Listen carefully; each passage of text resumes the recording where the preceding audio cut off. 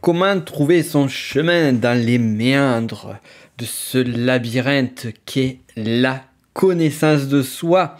En d'autres termes, comment arriver à savoir finalement qui tu es au fond de toi, quelle est ta véritable personnalité, ta véritable identité? Comment arriver à répondre de la façon la plus juste, la plus fine, la plus précise possible à la grande question: qui suis-je? De même, ta connaissance de soi permet de découvrir également quels sont tes talents, tes qualités, mais également quelles sont tes faiblesses, les points d'obscurité qui peuvent se trouver en toi. C'est génial la connaissance de soi, mais pour y arriver, il convient de répondre à la grande question: comment se connaître? Comment se connaître véritablement? Comment se connaître efficacement? Et c'est tout le sujet de ce podcast. Accroche ta ceinture, on est parti. Et je te souhaite avant toute chose la bienvenue sur ce podcast Connaissance de soi. Je suis Nico Pen et au travers des différents épisodes de ce podcast, je t'invite à découvrir cet univers infini qui est caché à l'intérieur de toi, à découvrir tous les trésors cachés qui sont présents au plus profond de ta personne et pas seulement les découvrir, mais aussi pouvoir les exploiter complètement. Et comme tu le sais, on a pas mal parlé d'outils, de typage de personnalité. Comme tu le sais également, il y a vraiment deux disciplines qui me sont chères à mon cœur et que j'enseigne, que sont la spirale dynamique et l'énéagramme. Et chacune d'entre elles ont véritablement une façon d'approcher la connaissance de soi bien unique. L'énéagramme, d'un côté, permet de savoir véritablement quelle est ta famille de personnalité, ta personnalité adaptée à ce monde, et en fonction de cela, pouvoir travailler sur celle-ci, c'est-à-dire découvrir tes compulsions, c'est-à-dire les émotions ou les sensations qui vont avoir tendance à être là de façon récurrente. Comment aussi découvrir quelle est ta vision du monde et de la vie pour pouvoir découvrir justement quelles sont les croyances qui peuvent être bloquantes pour toi et trouver un moyen de dépasser cela. On appartient à une seule et unique famille de personnalités parmi les 9 de l'énéagramme. Et le but du jeu, c'est pas de changer de profil parce que ça serait faire un déni de son identité, un déni de sa personnalité. Et d'ailleurs, on en vient déjà à un premier point très intéressant en termes de connaissance de soi. C'est, à un moment donné, est-ce qu'on a conscience de notre identité et est-ce qu'on l'accepte? Ça, c'est une question, mais elle vient après coup. Elle vient après le comment se connaître. On a également une autre discipline qui est la spirale dynamique. Spirale dynamique, c'est une discipline qui permet vraiment de voir l'évolution de l'homme, mais également l'évolution des sociétés. Et comment notre évolution en tant qu'individu va s'insérer au sein de sociétés. Plus encore, au travers de la spirale dynamique, ce que l'on va comprendre, découvrir, c'est qu'on a plusieurs niveaux de conscience et aussi des besoins qui vont être présents au fur et à mesure de notre évolution et qui vont évoluer progressivement jusqu'à nous amener à non plus être dans un désir de répondre à nourrir des besoins très primaires, mais au contraire pouvoir s'accomplir pleinement. Donc parmi les besoins, on va avoir le besoin de survie, le besoin de sécurité, le besoin aussi d'affirmer son identité, donc d'affirmer son ego, le besoin de cadre, d'autorité, de loi, de spiritualité également. On va avoir le besoin d'être valorisé par les autres, le besoin d'être accepté par les autres, et après le besoin de s'accomplir pleinement. Pourquoi est-ce que je te parle de tout cela? Eh bien, on pourrait croire, de prime abord, que la réponse à la grande question « Comment se connaître ?», elle peut être répondue très facilement en disant « Écoute, c'est très simple, apprends l'énéagramme ou apprends la spirale dynamique » ou bien d'autres disciplines dont j'ai parlé d'ailleurs sur ce podcast, comme par exemple sur les épisodes sur les fonctions cognitives qu'avait développé Jung qui ont amené le MBTI. Mais finalement, ça pourrait amener à l'idée principale, se dire je vais choisir ma chapelle. Est-ce que j'appartiens plutôt à l'équipe, à la team Enneagram, à la team MBTI, à la team Spirale Dynamique? Est-ce que finalement je vais pas essayer de combiner 2-3 équipes? Et on va se dire est-ce que c'est suffisant en même temps? Et plus encore, on pourrait se poser une autre question. qui est légitime, c'est quelle est la meilleure méthode, la meilleure discipline de connaissance de soi. Alors tu me connais, je suis pas là pour vendre, on va dire, ma sauce à tout bout de champ, même si effectivement je crois en l'énéagramme de façon très forte. Et c'est pour cela que je vais te dire, en fait, il n'y a pas véritablement de méthodologie qui va être idéale. Généralement, on va avoir une affinité sur une méthodologie de découverte de la personnalité, certains sur des disciplines en particulier, d'autres sur d'autres. Par exemple, certains vont être à fond sur l'MBTI, MBTI, pour ceux qui prononceraient la version française, et d'autres sur l'énéagramme, d'autres iront sur la spirale. D'autres iront sur des approches comme le Big Five ou les métaprogrammes en PNL, ou que sais-je encore. Il existe de nombreuses disciplines qui permettent justement d'affiner sa connaissance de soi. Et encore, là on parle que des outils de typage de personnalité véritablement. On peut aller sur d'autres approches qui peuvent être complémentaires. Moi personnellement, c'est vrai que j'ai choisi la voie de l'énéagramme, puis par la suite de la spirale en complément. Privilégier, les deux privilégiés. Alors pourquoi? Parce que c'est des outils que je trouve efficaces, c'est une approche qui me parle, c'est une approche avec laquelle je suis totalement en phase, et en plus il y a une connotation d'évolution, et tout particulièrement d'évolution spirituelle que l'on peut retrouver dans l'énéagramme, et d'évolution de soi en général sur la spirale dynamique, avec un lien avec l'histoire, ce qui n'est pas pour me déplaire comme tu peux l'imaginer. Maintenant, est-ce que finalement le début de la question, le début de cette grande recherche de connaissance de soi va se faire par quelle discipline je vais choisir. En fait, déjà, le fait de choisir une discipline, c'est déjà répondre en partie à la question par je ne sais pas où je suis perdu dans un labyrinthe qui est quelque part à l'intérieur de ce labyrinthe, il y a mon identité. On pourrait imaginer, tu sais, le labyrinthe qui a été créé par Dédale, où se trouve le Minotaure à l'intérieur. Et finalement, tu es rentré à l'intérieur de ce labyrinthe, tu sais pas par quelle entrée tu es rentré parce qu'on t'avait bandé les yeux, on t'a mis à un endroit du labyrinthe, tu es complètement paumé. Tu ne sais pas où est le nord, où est le sud, ni l'est, ni l'ouest. Tu as très peur parce qu'il y a un minotaure qui est là pas loin, qui est prêt à te foncer dessus. Et au final, tu te dis, j'ai besoin d'un plan, j'ai besoin d'une carte, et j'ai aussi besoin d'une boussole, et de savoir aussi, en plus de cette plan et cette carte, savoir où est-ce que je me trouve sur la carte. Alors ce qui va se passer, c'est qu'on va te donner une carte. On va te donner une carte qui sera incomplète. Cette carte, ça peut être l'énéagramme, ça peut être la spirale dynamique, ça peut être bien d'autres choses encore. Et ce que tu vas essayer de faire dans un premier temps, pour apprendre à te connaître, c'est déjà savoir où est-ce que tu te positionnes sur la carte. Alors tu vas pas le trouver au départ. Tu vas pas le trouver, tu vas devoir te balader dans le labyrinthe. Le labyrinthe qui est la recherche de la connaissance de soi. Rassure-toi, je vais mettre toutes les choses au clair par la suite. Tu as ta carte, tu as des endroits, des entrées, des sorties, et tu te rends compte que sur ta carte, il y a certains points clés qui sont marqués. Comme par exemple, à un endroit donné, il est marqué sur la carte qu'il y a une statue d'une déesse grecque, on va dire Athéna. Sur un autre point, il y a une fontaine. Tu te balades dans le labyrinthe, et à un moment donné, bam, sur quoi tu tombes? Sur une statue grecque. Alors tu te dis, est-ce que c'est la statue qui est sur le plan ou pas? Et tu te rends compte que pour aller de la statue jusqu'à la fontaine, il faut passer tout droit, à gauche, à droite, puis tout droit. Donc tu te dis, je vais essayer de faire ce chemin-là. Tu fais le chemin, et au final, tu arrives à la fontaine. Et là, ce qui est génial, c'est que tu viens de trouver un point, l'endroit où tu te trouves sur cette carte, mais également le sens d'orientation. Et ça, c'est pas rien. On pourrait imaginer que cette carte, par exemple, c'est les 9 types énéagrammes. Et au final, tu vas découvrir les 9 types énéagrammes, c'est-à-dire tu vas découvrir petit à petit la carte, tu vas essayer de faire le lien entre la carte et toi, ce que tu es, ta façon d'être. Et il y a des points de repère dans cette carte. Par exemple, on pourrait imaginer qu'un type de personnalité, on va prendre le 4, eh bien certes, ses points de repère, c'est quoi? Eh bien, c'est celui qui est lié au manque, à toujours avoir cette sensation de manque, à regarder le manque. Il y a aussi un autre point de repère qui est le fait d'être très centré sur ses émotions pour justement connaître ses propres besoins.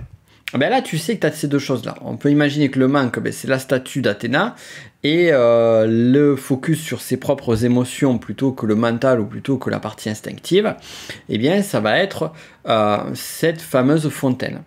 Ben, dès lors, une fois que tu t'es repéré dans le labyrinthe et tu te rends compte que ça te correspond à toi et pas à quelqu'un d'autre, et tu te dis, ben là, ok, j'ai découvert, ça y est, je comprends comment ça fonctionne. J'ai ma carte et je sais que je suis sur un type 4 énéagramme. Donc voilà, tu as découvert ton type de personnalité. Bravo, tu peux te dire, ben c'est bien, tu as gagné, tu peux sortir du labyrinthe. Sauf que non, ça va pas se passer comme ça. Alors avant d'aller plus loin, et avant d'aller justement croiser notre cher Minotaure, on va refaire un récapitulatif pour essayer de, au travers de cette métaphore, te donner un petit peu l'idée clé que je veux que tu gardes en tête. Comment se connaître? Eh bien, d'abord, on a parlé d'un labyrinthe. Sur ce labyrinthe, on est perdu à l'intérieur de ce labyrinthe. C'est-à-dire que le fait d'être perdu dans le labyrinthe correspond à ton identité, à l'intégralité de ton identité, et le fait que tu sois perdu à l'intérieur de celui-ci, c'est que tu ne sais pas aujourd'hui qui tu es véritablement.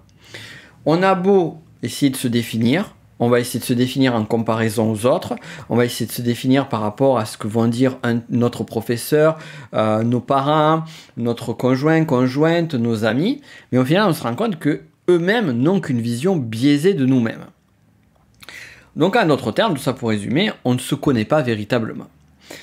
Donc on va arriver à un moment donné, on va avoir besoin de quoi? On va avoir besoin d'outils. On va avoir besoin d'une approche. On va avoir besoin d'une méthode qui permette de faire cette exploration de soi. C'est là que vient l'énéagramme, c'est là que vient la spirale dynamique, c'est là que vient la PNL par exemple, c'est là que vient plein d'autres choses encore. Et une fois que c'est fait, une fois qu'on a donc cette méthode qui est présente face à nous, eh bien, on va pas avoir de suite, bam, la réponse. Croire qu'en faisant un test énéagramme, on va de suite connaître son type de personnalité, c'est ne pas connaître l'énéagramme et c'est se planter totalement. Non, ce qu'il est nécessaire de faire, une fois que tu as une méthode pour pouvoir avancer, la méthode correspond à la carte qu'on va donner à la personne qui est perdue dans son labyrinthe, c'est commencer à s'approprier cette méthode. Et pour s'approprier cette méthode, comment il faut faire? Il faut commencer à regarder le plan qu'on a face à nous, c'est-à-dire la méthodologie en tant que telle. Par exemple, l'énéagramme parle de 9 types de personnalités. Il est nécessaire en premier lieu d'apprendre à découvrir quels sont les 9 types de personnalités. La spirale dynamique va te parler de niveau d'évolution au travers de couleurs ou de nomenclature en 2 lettres. La clé, ça va être de regarder quels sont ces niveaux d'évolution.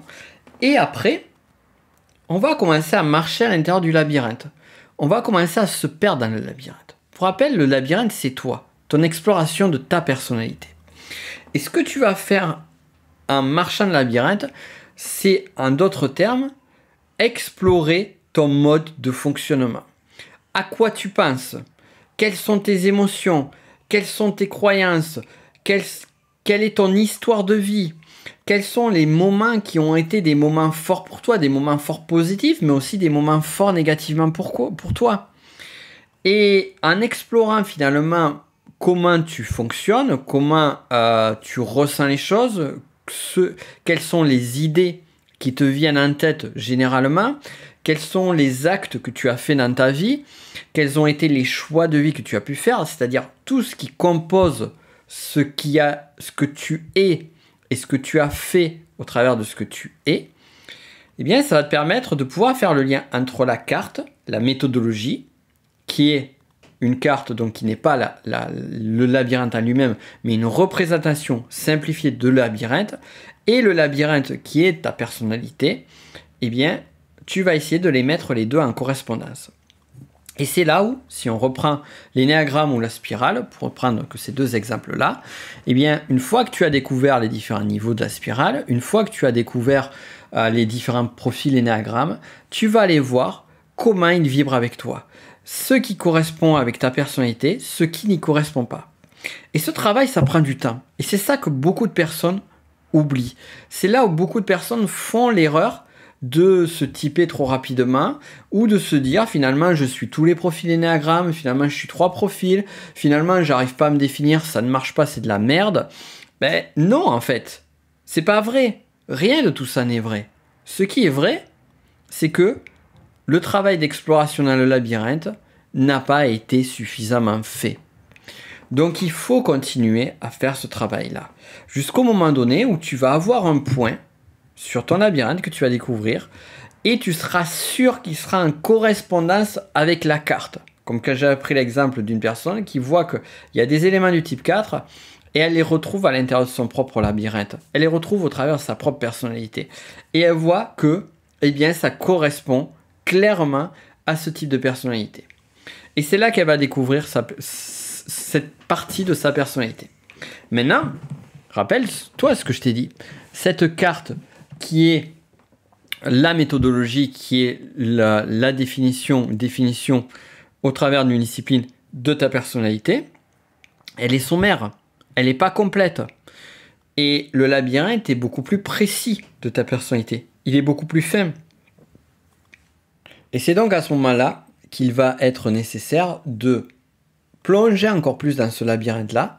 Mais cette fois, on ne va plus plonger dans le labyrinthe en aveugle. Non, on va plonger dans le labyrinthe avec une carte, avec une boussole, avec un itinéraire, avec une direction, avec un sens qui est clair.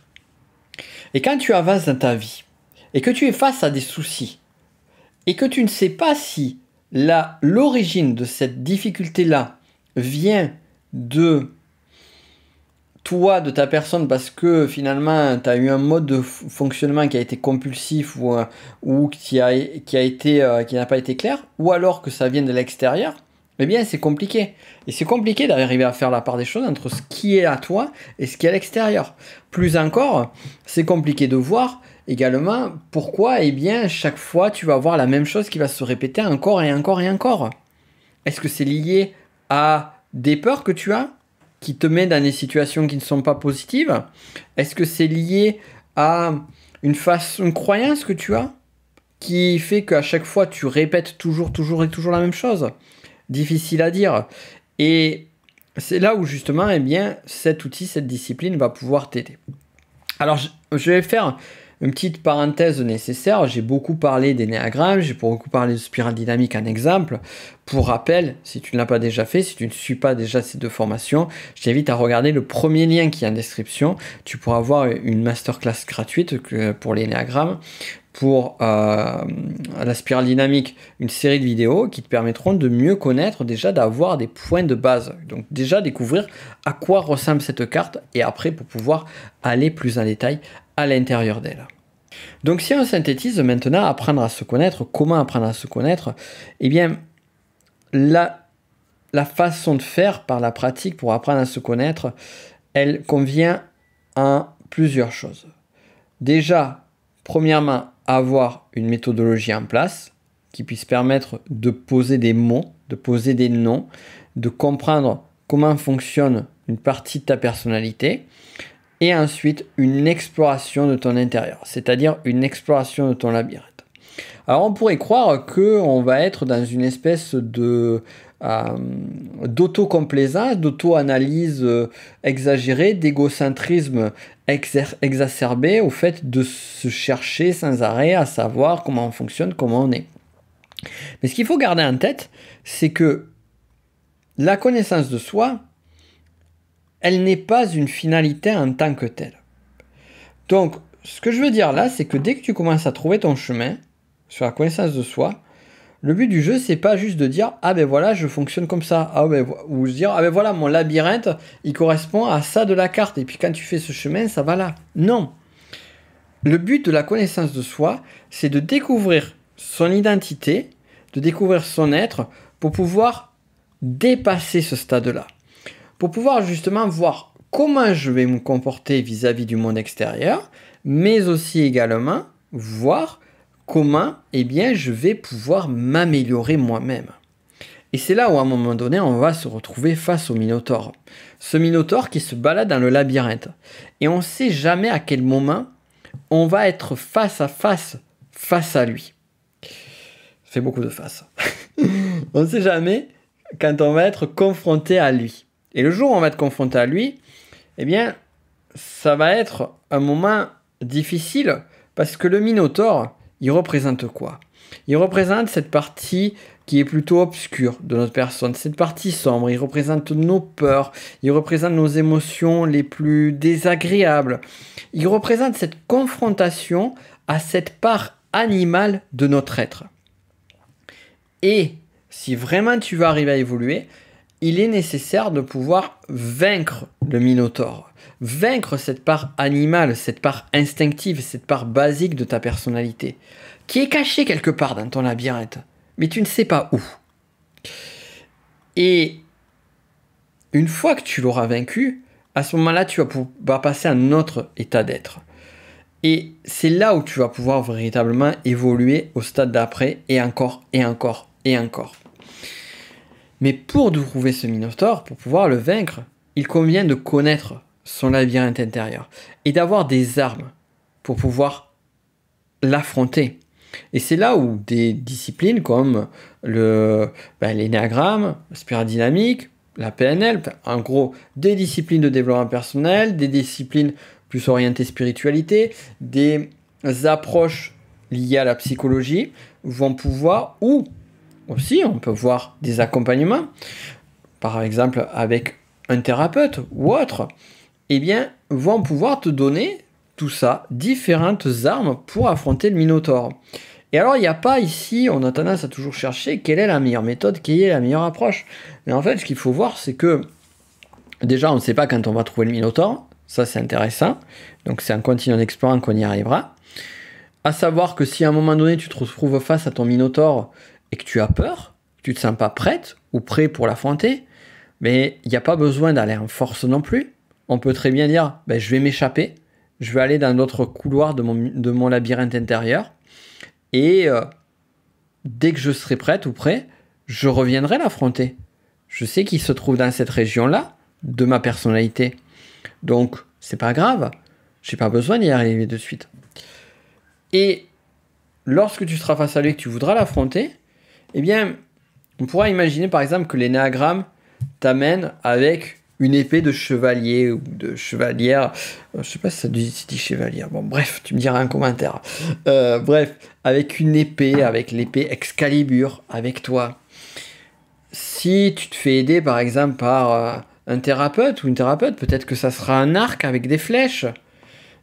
Bref, en fait, chaque discipline va t'apporter une arme. Chaque discipline va t'apporter des outils qui te permettront d'affronter ce Minotaure et de voir justement comment arriver à vaincre cette partie. Cette partie obscure de ton être, cette partie instinctive, cette partie animale qui n'est pas forcément si obscure, enfin qui peut paraître parfois obscure mais qui recèle de la lumière à l'intérieur d'elle. Mais ça, on va pas en parler maintenant. Ça, on en parlera plus tard lorsqu'on abordera des sujets comme l'ombre de ta personnalité. Si ça t'intéresse, tu me diras.